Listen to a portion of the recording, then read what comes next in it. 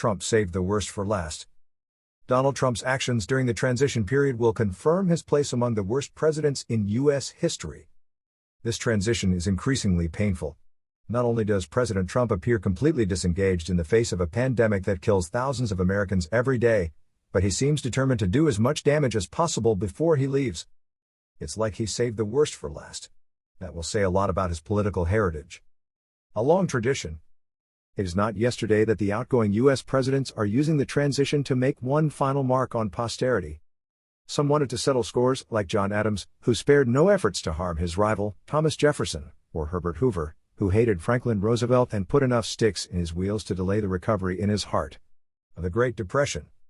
More recently, George W. Bush and Barack Obama took advantage of this period to take more positive actions, such as decrees to protect vast natural spaces or commutations of death sentences.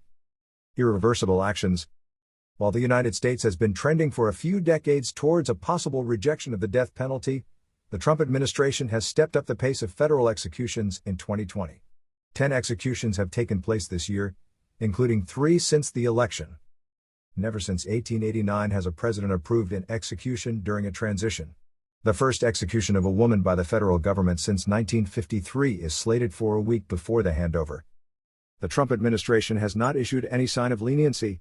In the environment, some measures will be easy to reverse, such as Trump's cartoonish decree on the flow of showerheads, but others will be irreversible.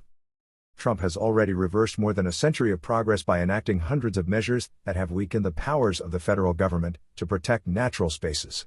During the transition, it continues. In Arizona and Utah in particular, mining permits have just been issued in national forests recognized as sacred lands by the indigenous peoples of the region. And it's not over. In foreign policy, Trump mocks the tradition of reserve for incumbent presidents. Whether it's recognizing Morocco's sovereignty over Western Sahara, fueling tension with Iran, or minimizing a cyber attack so as not to offend the masters of the Kremlin, Trump's fangs in his thighs. Successor accumulate.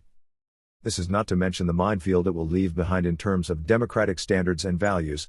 He has managed to convince tens of millions of Americans, without any supporting evidence, that their next president will be illegitimate, and he's plotting with wacky advisors demanding martial law to overturn voters' verdicts. It is a sad sight to see this transition, which is dragging on and getting bogged down more and more in the slums.